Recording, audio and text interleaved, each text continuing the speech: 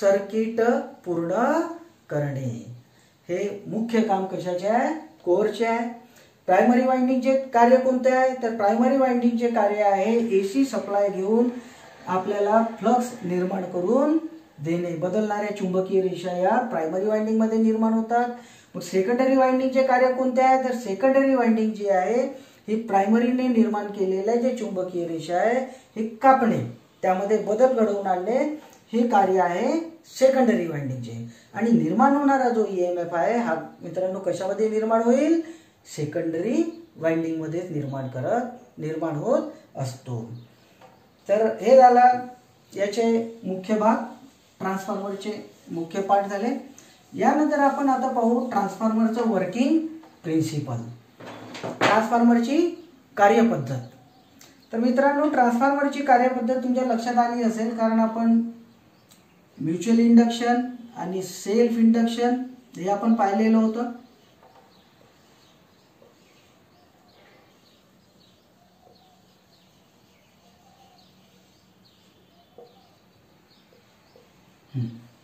तर कार्यपद्धती पाहताना लक्षात घ्या, या ठिकाणी आपण दोन वाइंडिंग काढलेल्या आहेत, एकमेकाच्या जवळ सानिध्यात ठेवलेल्या आहे किंवा या कोअरवर आपण दोन वाइंडिंग लावलेल्या आहेत. ही आहे आपली प्रायमरी वाइंडिंग.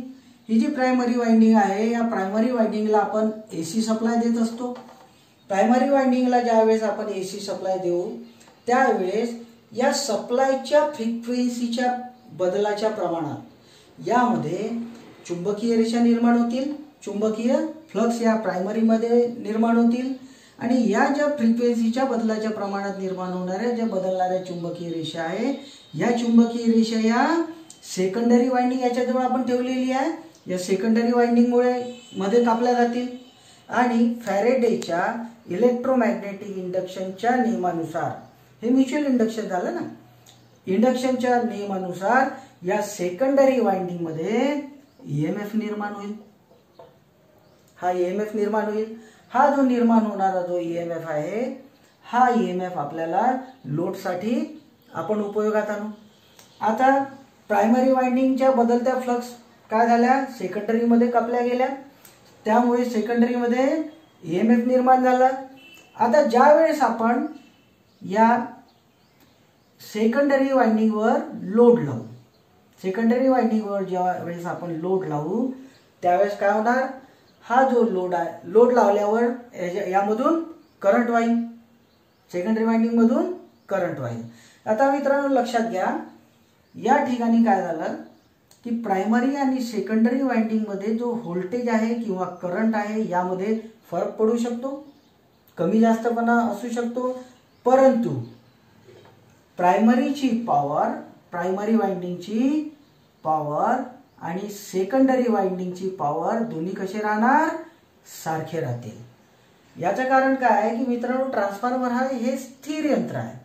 यामध्ये जे लॉसेस असतात ते फारच कमी प्रमाणात होतात, त्यामुळे दोन्ही वाइंडिंग मध्ये असलेली पॉवर कशी असते? सारखीच असते. आणि मित्रांनो फ्रिक्वेन्सी बद्दल बोलायचं झालं तर प्रायमरी वाइंडिंगला दिलेल्या सप्लायची जी फ्रिक्वेन्सी असेल तीच फ्रिक्वेन्सी सेकंडरी मध्ये सुद्धा असेल. त्याच फ्रिक्वेन्सीने ईएमएफ सेकंडरी मध्ये सुद्धा निर्माण होईल. म्हणजे या ठिकाणी प्रायमरीची फ्रिक्वेन्सी आणि सेकंडरी वाइंडिंगची फ्रिक्वेन्सी दोन्ही कशा असतील? समान असतील. तर मित्रांनो हे झालं ट्रान्सफॉर्मरची कार्यपद्धती. आता एकदा परत बघून घ्या, प्रायमरी वाइंडिंगला आपण काय देतोय? सप्लाय देतोय. त्यानंतर ही जी कोर आहे ही कोर काय करते आहे? मॅग्नेटिक सर्किट कंप्लीट करते आहे आणि दोन्ही वाइंडिंगला पकडून ठेवते आहे. त्यानंतर सेकंडरी वाइंडिंग जी आहे ही काय करते आहे की प्रायमरी वाइंडिंगने जे फ्लक्स निर्माण केलेला आहे, बदलणारे फ्लक्स, या फ्लक्सला सेकंडरी वाइंडिंग कट करते आहे, त्यामध्ये बदल घडवून आणते आहे आणि सेकंडरी वाइंडिंग मध्ये काय निर्माण होतो आहे? ईएमएफ निर्माण होतो आहे. परंतु महत्त्वाचा मुद्दा आहे की हा जो बदल आहे हा फक्त करंट आणि व्होल्टेज मध्ये होत असतो, परंतु यामधील पॉवर आणि फ्रिक्वेन्सी कशी असते मित्रांनो? समान असते. तर हे झालं. तर बघा आज आपण पाहिलं ट्रान्सफॉर्मरची डेफिनेशन, त्यानंतर ट्रान्सफॉर्मरचे पार्ट, मुख्य पार्ट आणि ट्रान्सफॉर्मरची कार्यपद्धती. तर मित्रांनो, अजून आपण ट्रान्सफॉर्मर बद्दल समोरच्या भागात परत घेऊ, कारण हा व्हिडिओ फार जर जास्त मोठा झाला तर लोड होण्यासाठी थोडा प्रॉब्लेम येतो. नमस्कार.